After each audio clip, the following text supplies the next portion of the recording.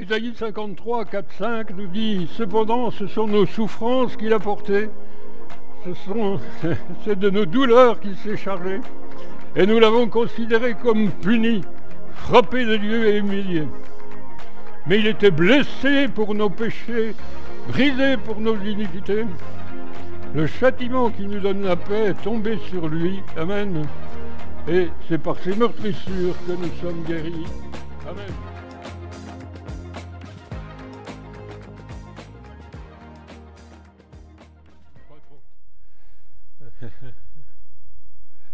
Amen. Seigneur, c'est ta grâce dont j'ai besoin, dont nous avons besoin chacun. C'est ta parole, Seigneur, c'est du fait que tu continues à nous interpeller, à nous bénir, à nous guérir si nous en avons besoin, à nous secourir, Seigneur, dans toutes nos voies. Seigneur, pour que nous puissions porter du fruit, pour que nous puissions être effectivement remplis jusqu'à déborder, comme le disait tout à l'heure notre frère, Seigneur, de cette eau vive, Seigneur, de cette source pure qui vient de toi, de ton cœur, qui vient de la croix. Seigneur, sois béni pour ton œuvre. Merci pour ta parole éternelle. Gloire à toi. Seigneur, étends ta main de grâce encore ce matin. Instruis-moi, instruis-nous, parle-nous au nom du Seigneur Jésus. Amen. Il envoya sa parole et les guérit. Amen. Psaume 107, verset 20. Il se pourrait bien que cette affirmation biblique exprime une importante vérité et contienne en germe le plus grand remède aux nombreux maux de l'humanité.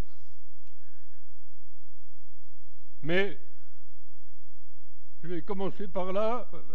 Qu'en est-il de nous, chers frères et sœurs? N'avons-nous pas des besoins? N'avons-nous pas des blessures? N'avons-nous pas des difficultés, des choses qui ont besoin d'être guéries, transformées? Des choses peut-être du passé qui sont restées là et qui nous empêchent d'avancer.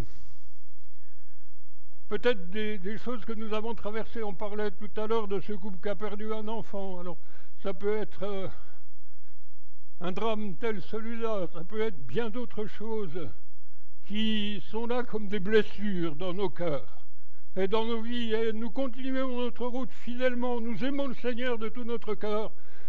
Mais prenons garde. Nous avons peut-être besoin d'être guéris. Parce que, vous savez, en cours de route, dans la bataille, il est possible qu'une blessure qui reste là inconsciemment, on va voir des exemples bibliques, qui reste là dans nos vies, eh bien, d'une manière inconsciente, puisse ressurgir et nous poser bien des difficultés. On va voir la vie d'un homme de Dieu qui s'appelle Achitophel. Peut-être vous connaissez Achitophel, non? On va le redécouvrir ou le découvrir pour certains. Donc, dans notre marche pour Christ, eh bien, nous avons souvent besoin aussi que le Saint-Esprit, le Consolateur, vienne faire son œuvre. Nous sommes des brebis envoyées au milieu des loups. Et c'est pas toujours évident. Et il y a ça, il peut y avoir tellement de choses dans les églises, même peut-être des églises qui sont divisées, ça nous a blessés, ça... je parle un peu pour moi. Et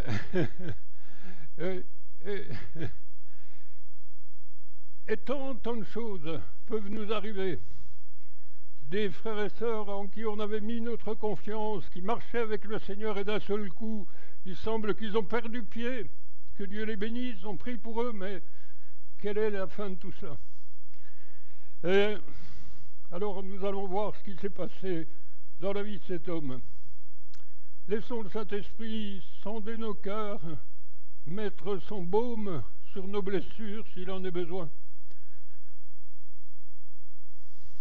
On va lire la triste fin de cet homme Achitophel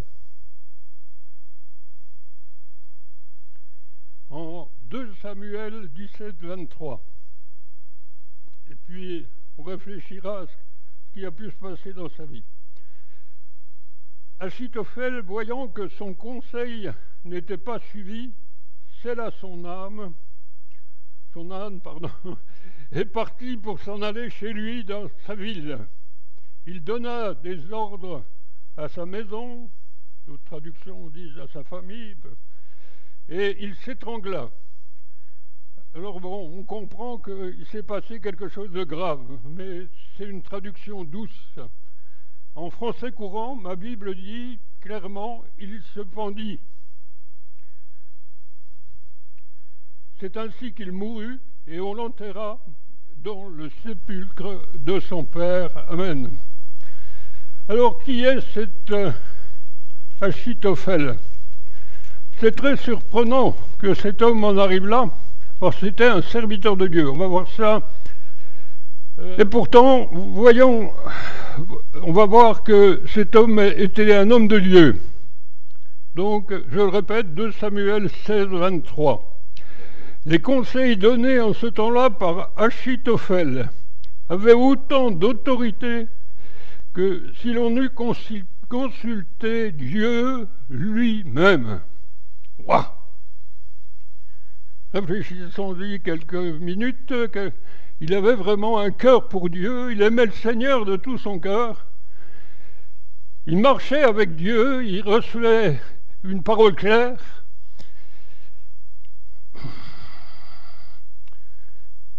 Il en était ainsi de tous les conseils d'Achitophel, soit pour David, retenez bien ça, soit pour Absalom, son fils. Vous connaissez un petit peu la famille, je pense. Et on voit tout de suite au début du chapitre 17 qu'Achitophel dit à Absalom: laisse-moi choisir 12 000 hommes, je me lèverai, je poursuivrai David cette nuit même, je le surprendrai pendant qu'il est fatigué et que ses mains sont affaiblies, je l'épouvanterai, et tout le peuple qui est avec lui s'enfuira, je frapperai le roi seul, je frapperai David seul. Il voulait le tuer. Wow. Vous voyez qu'on passe vraiment à quelques versets différents. Qu'est-ce qui s'est passé dans la vie de cet homme? Un serviteur de Dieu qui donnait donc des conseils qui venaient du Seigneur à David, qu'il aimait. Peut-être n'était-il pas conscient de ce qui était dans son subconscient, peut-être dans son être intérieur. La Bible nous dit de prendre garde à nos cœurs par-dessus tout. Et ce à quoi je veux vous inviter, chers frères et sœurs, on peut y réfléchir et demander au Saint-Esprit de nous éclairer chacun.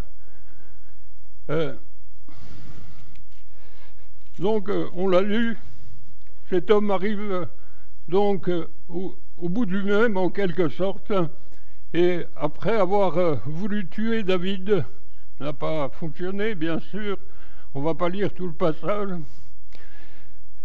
mais simplement au verset 14, « Or l'Éternel avait résolu d'anéantir le bon conseil d'Achitophel, c'est un bon conseil, afin d'amener le malheur sur Absalom, le fils qui s'était révolté contre son père. » Bien. Alors, qui était cet Achitophel? Est-ce que vous le connaissez? Non? Oui? Tu sais qui c'est? Oui, dans la Bible, on vient de la lire. Pardon? Oui, c'est ça, oui, c'était vraiment un homme de Dieu. Oui, ça, il faut bien que ça descende dans nos pensées. Mais pour qu'il en arrive là, qu'il se pende, en fait, voyant que son conseil n'était pas suivi, il se pend. C'est un petit peu comme s'il disait à Dieu, eh bien, il rejetait Dieu en même temps, hein, évidemment. Et il lui disait, eh bien, puisque tu ne veux pas de mon conseil, eh bien, ma vie n'est plus rien et je me supprime. Je ne veux plus de toi, je me supprime.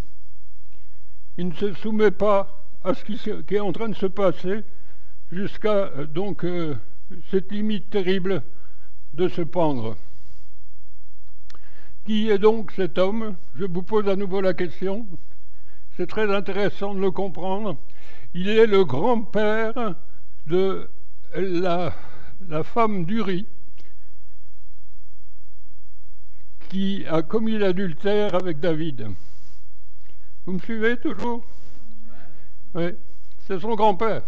Et cet homme, tout un temps, a pardonné, semble-t-il, puisque, comme nous l'avons lu dans le chapitre 16 de 2 Samuel, il avait vraiment un conseil puissant, glorieux, clair pour David. Il aimait David, donc il avait pardonné.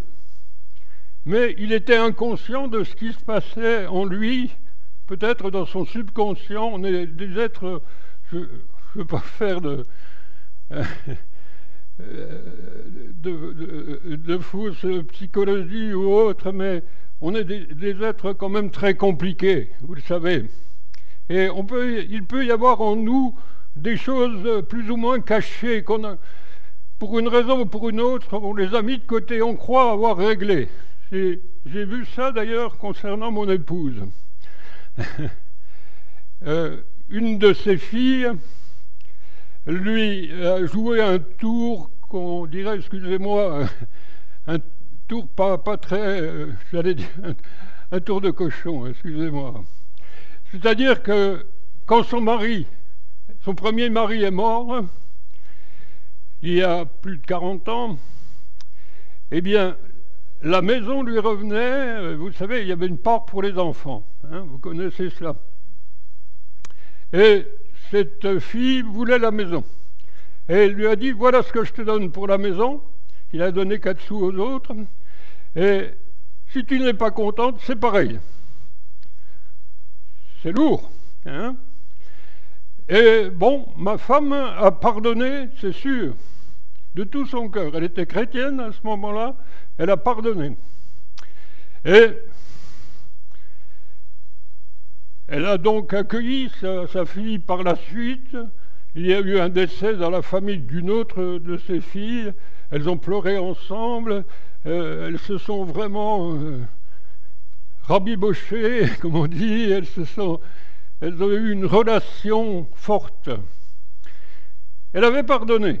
Et pour autant, maintenant, alors que ma femme, comme beaucoup le savent, eh bien, est devenue Alzheimer, Monsieur Bonjour m'expliquait que cette maladie, eh bien, ramène uniquement les choses qui sont en arrière.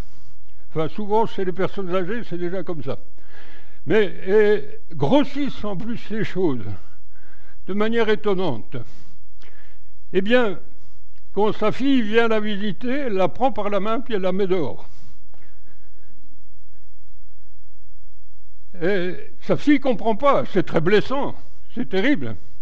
Mais puis moi, j'ose rien dire, je n'ose pas lui expliquer. Et Monsieur Bonjour, qui est donc une formation d'infirmier et qui a été responsable de ce secteur, donc qui connaît bien ses comportements, m'expliquait cela.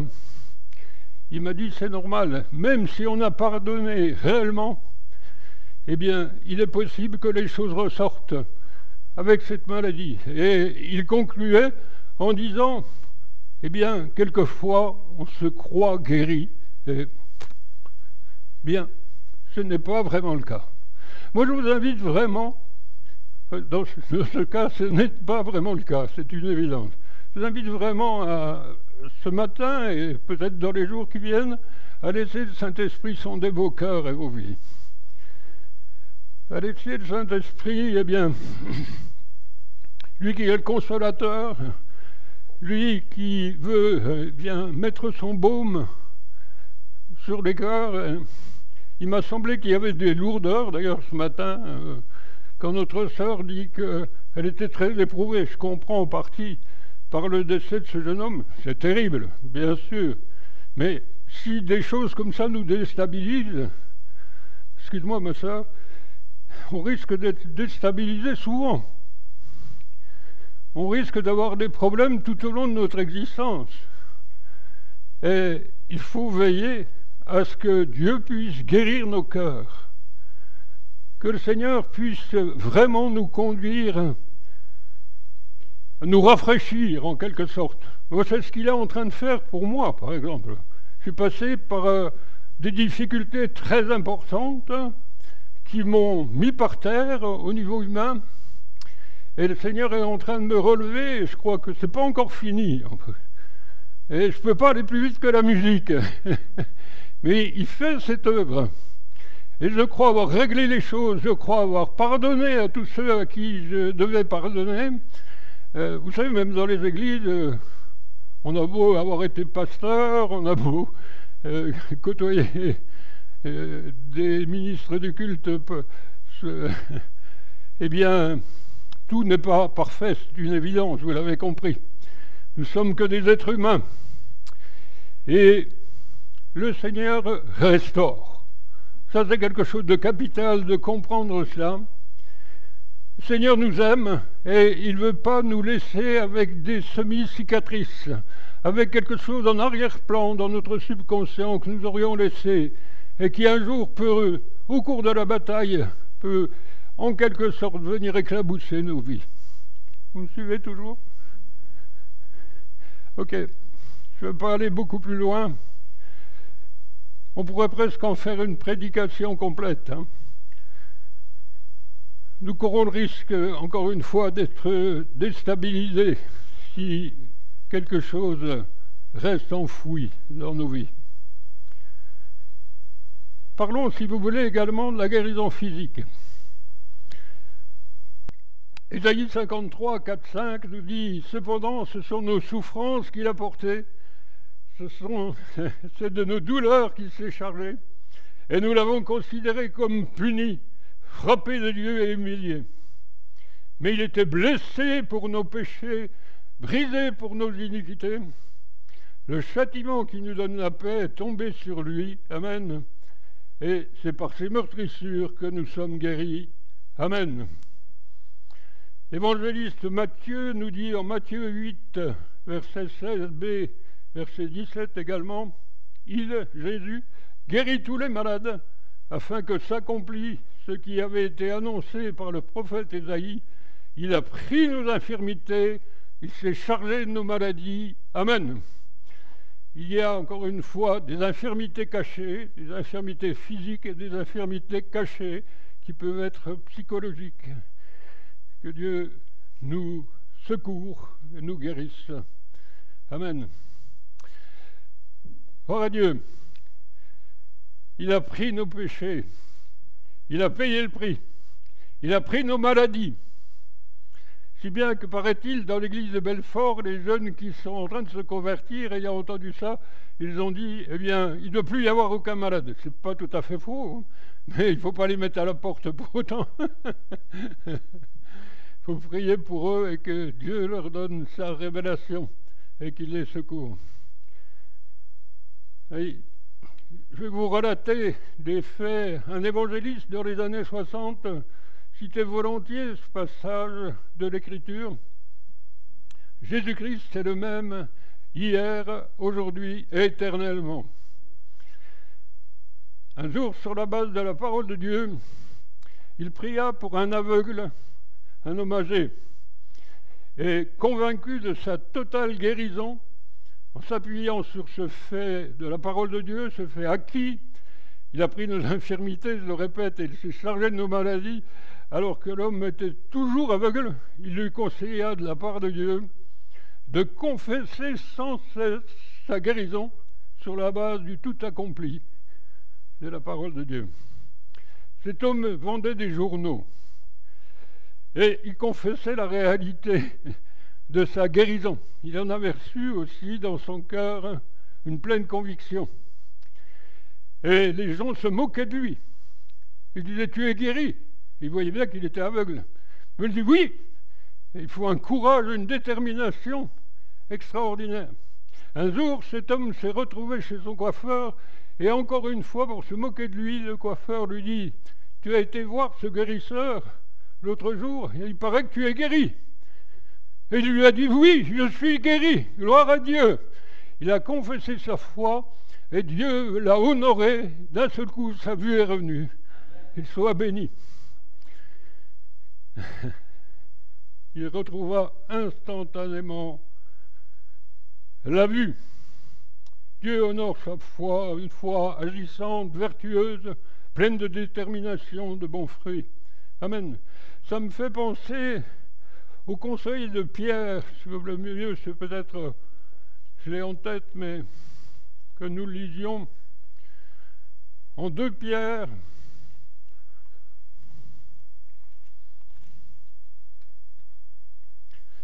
Pierre 1, verset 3. On va commencer là. Comme sa divine puissance nous a donné tout ce qui contribue à la vie et à la piété, amen, au moyen de la connaissance de celui qui nous a appelés par sa propre gloire et sa vertu, c'est-à-dire Jésus-Christ, bien sûr, lesquels nous assurent de sa part les plus grandes, les plus précieuses promesses, afin que par elles, vous deveniez participants de la nature divine, en fuyant la corruption qui existe dans le monde par la convoitise. À cause de cela, dit-il, à cause de cela même, faites tous vos efforts pour joindre à votre foi la vertu, à la vertu la science ou la connaissance, à la connaissance la tempérance, à la tempérance la patience,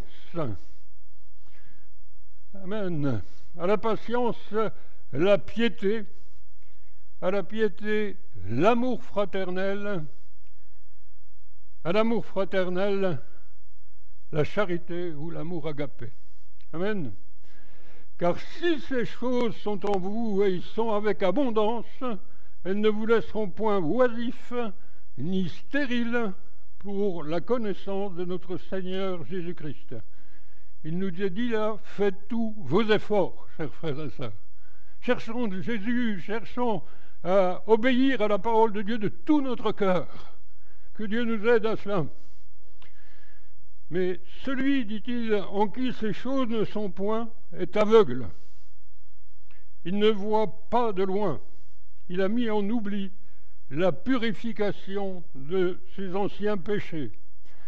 C'est pourquoi, dit-il, frères, appliquez-vous d'autant plus à affermir votre vocation et votre élection. Amen. Car en faisant cela, vous ne broncherez jamais. On peut y réfléchir. Est-ce qu'il m'arrive de broncher? Vous avez compris ce que ça veut dire. Est-ce que face aux difficultés, je suis là un peu à rouspéter, à murmurer comme les Hébreux dans le désert, à dire « Seigneur, pourquoi moi ?» Certains peut-être même lèvent le poing. Oh, souvent on n'ose pas s'en prendre à Dieu, mais on s'en prend au serviteur, on s'en prend à celui qui a prêché. On voit que Moïse lui-même, le peuple voulait le lapider un temps. Alors souvent on s'en prend aux hommes, parce que s'en prendre à Dieu, ça paraît trop gros. Et si donc, eh bien, nous cherchons à vivre ces choses de tout notre cœur, à affermir notre vocation, donc, et notre élection, nous ne broncherons jamais. C'est ainsi, en effet, dit-il, que le royaume éternel de notre Seigneur et Sauveur Jésus-Christ vous sera pleinement accordé. Amen, qu'il soit béni.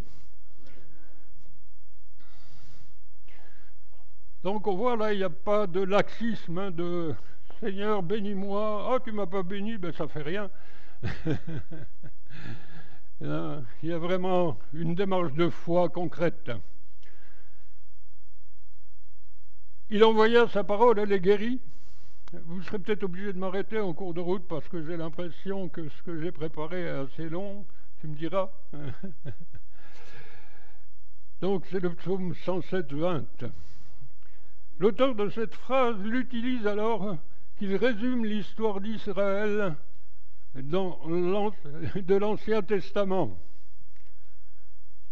Très souvent engendré par un mauvais comportement humain, il y rappelle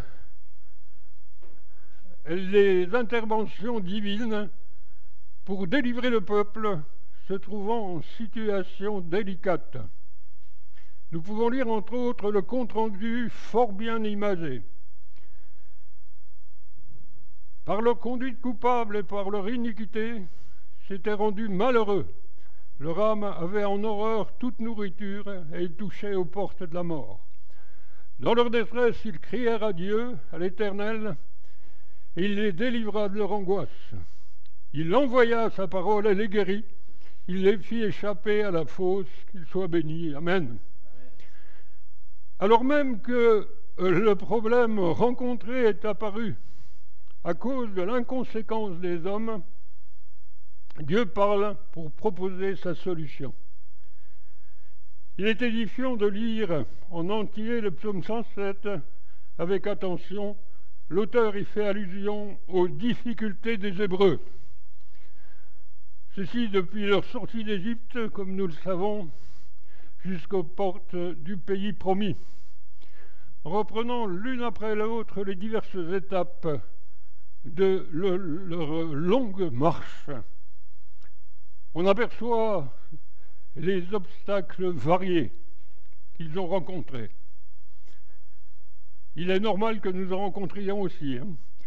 Alors concernant donc ce peuple, nous connaissons la plupart de ces obstacles: l'infranchissable mer Rouge, l'eau imbuvable de Mara et absente au désert, le manque de nourriture, les serpents venimeux, les ennemis inattendus, puis les murmures internes, les jalousies, les doutes, les désobéissances.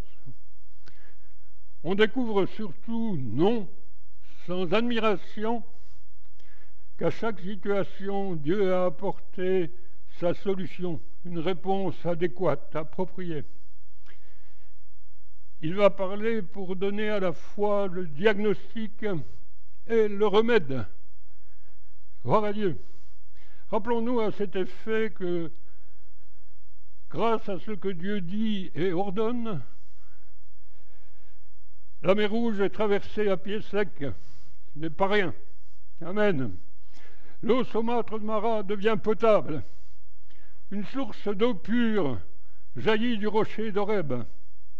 Le ciel envoie de la manne. Le venin mortel des serpents peut être neutralisé. Puis, les ennemis évités ou battus. Les problèmes internes réglés rapidement. Au final, donc, on constate que la parole de Dieu est bien un remède efficace en toute occasion. Amen. On a franchi un grand pas, je pense, chers frères et sœurs, lorsqu'on a enfin admis l'idée que Dieu a envoyé sa parole, non pour tyranniser ou dominer les hommes, mais pour guérir notre être entier, esprit, âme et corps, et le garder en bonne santé à tous les niveaux. Cette parole guérissante de Dieu se présente à nous sous deux formes complémentaires, dans la personne de Jésus-Christ, par le canal aussi de l'Écriture sainte, c'est-à-dire de la Bible. Il ne faut pas lire longtemps la Bible pour savoir que l'être humain est en mauvaise santé morale. Nous le savons bien sûr. Dès le chapitre 6 de la Genèse, l'Éternel vit que la méchanceté des hommes était grande sur toute la terre et que toutes les pensées de leur cœur se portaient chaque jour uniquement vers le mal. Ouah. Comme c'est surprenant quand même. Nous connaissons la parole de Dieu, mais laissons-nous quand même interpeller. C'est surprenant. Premier chapitre, l'homme sort des mains de Dieu. il est créé à sa ressemblance.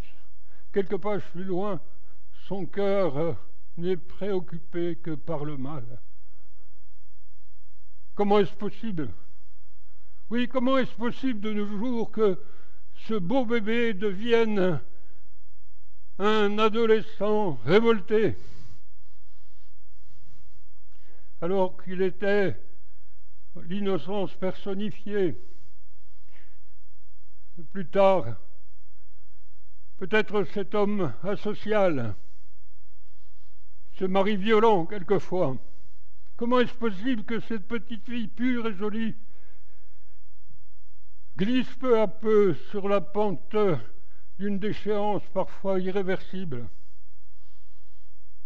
Comment est-ce possible que des sociétés dites civilisées et évoluées tombent malades de l'argent, de la violence, de l'immoralité et de la drogue? On pourrait se poser d'autres questions du même ordre.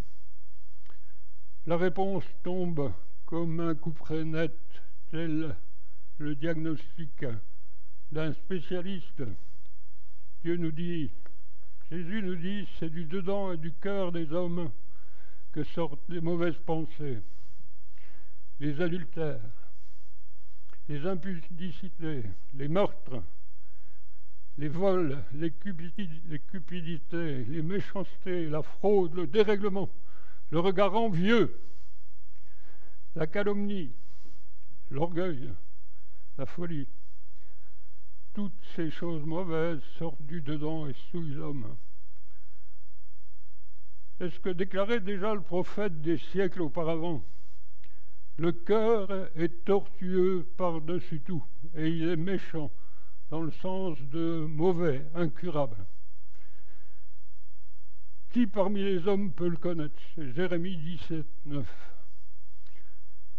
Triste constat, on peut le dire, que celui que Dieu établit. Il est d'autant plus navrant, ce constat, que le cœur dont il est question est le symbole du siège même de la personnalité de l'être humain, qui va déterminer bien sûr tout le comportement de l'individu.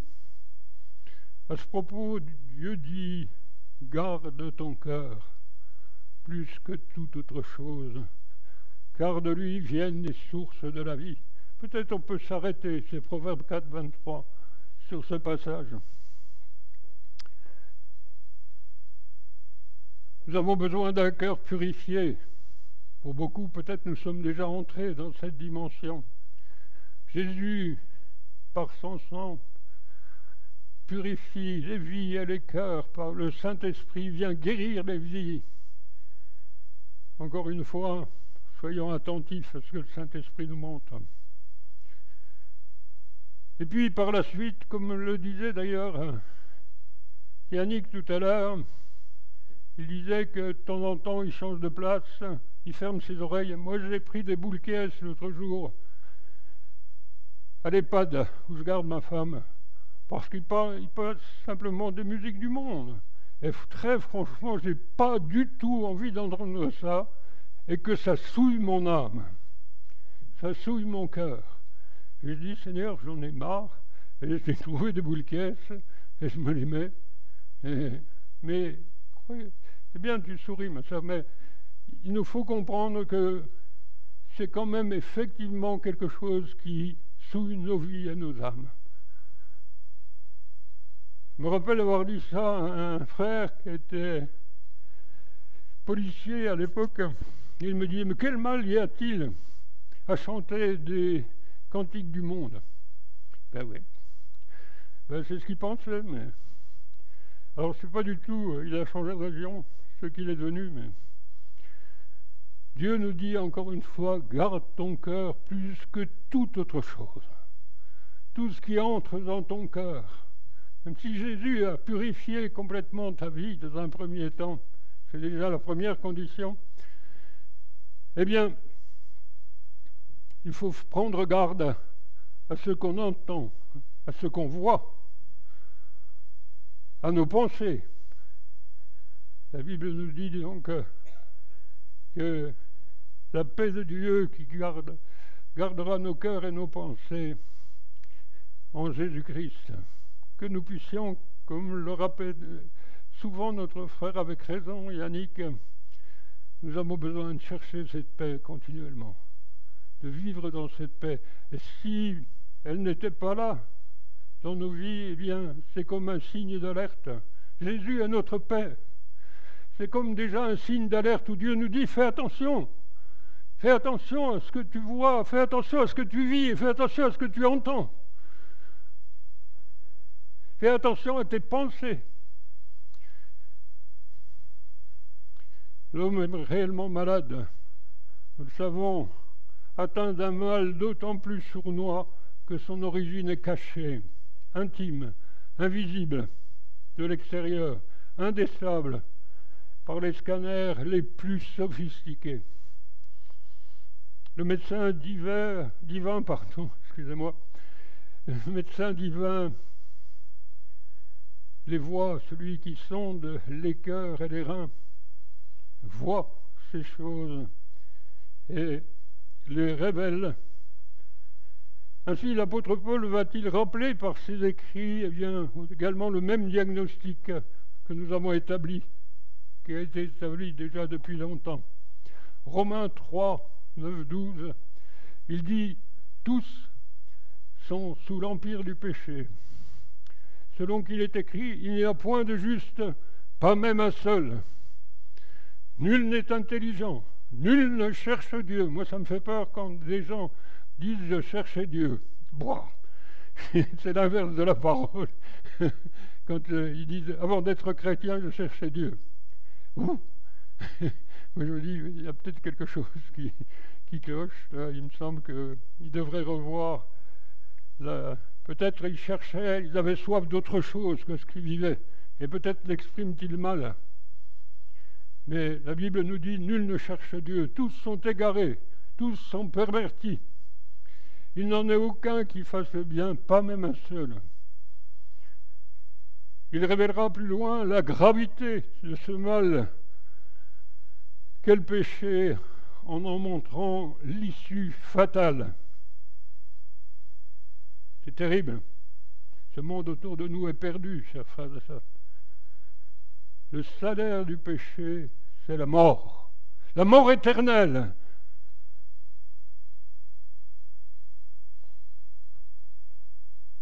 Est-ce que vous aimez ce Dieu qui envoie les gens en enfer? J'espère que vous aimez Dieu, parce que Jésus a tout accompli à la croix pour vous sortir de là. Mais pour autant, dans sa justice, ce Dieu d'amour envoie les gens en enfer, parce que peut-être ils n'ont pas entendu, ils n'ont pas cherché à entendre, ils ont fermé leurs oreilles et leur cœur.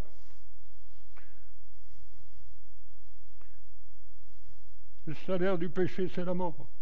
Il est par conséquent hors de question de prendre ce diagnostic à la légère. N'y a-t-il aucun remède? Dieu merci, le remède existe. En pointant du doigt l'origine du mal qui ronge l'être humain, le Seigneur est le premier à offrir la meilleure cure. Après avoir écrit « Le salaire du péché, c'est la mort », l'apôtre Paul ajoute « Comme un cri de triomphe glorieux, mais le don de Dieu, c'est la vie éternelle, en Jésus-Christ notre Seigneur, qu'il soit béni. » Se trouve du même coup d'accord avec Ésaïe le prophète, qui présente, après le triste diagnostic que nous avons découvert, le médicament le plus inattendu et le plus miraculeux qui soit. Venez, dit-il, plaidons. Au cours de mes 42 ans de vie chrétienne, je vous avoue qu'il m'est arrivé de plaider devant Dieu.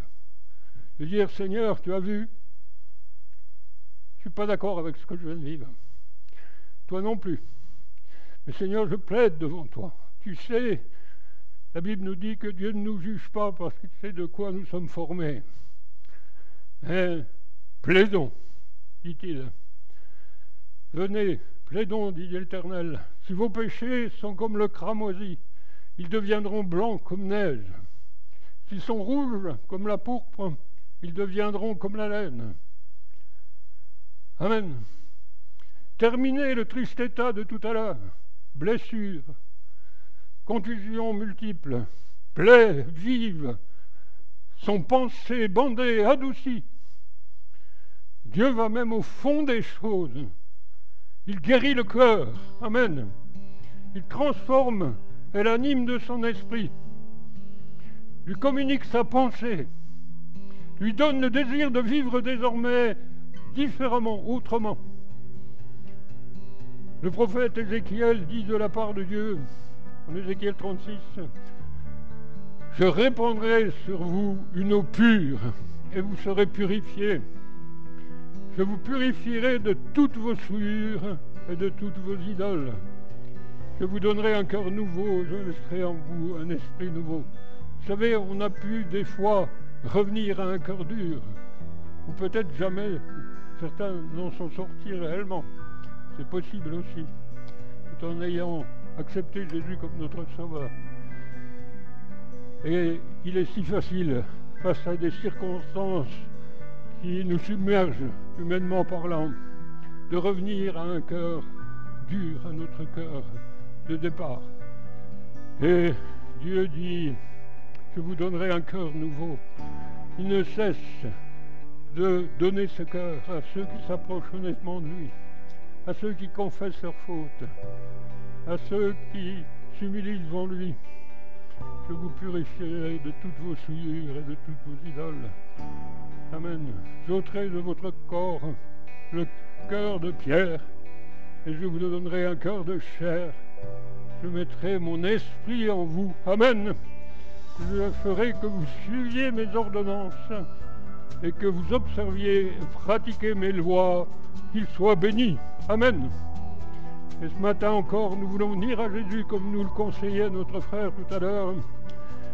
Venez à moi, dit Jésus, vous tous qui êtes fatigués, chargés, vous tous qui peut-être êtes encore blessés quelque part, vous tous qui peut-être plus ou moins vous sentez que votre cœur s'est à nouveau endurci, eh bien venez à Jésus et venez boire à son fleuve de vie.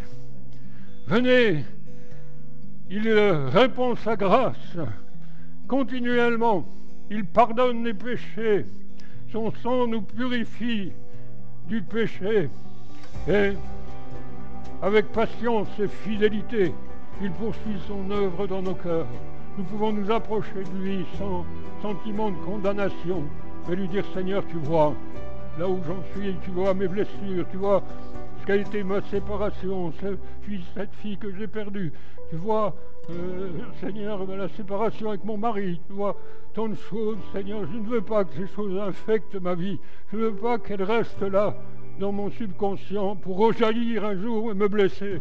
Seigneur, je veux que tu continues à me guérir, à me transformer, à me secourir. Viens faire ton œuvre, s'il te plaît, pour la gloire de ton nom. Amen. Je vais arrêter là pour aujourd'hui. Dieu vous bénisse.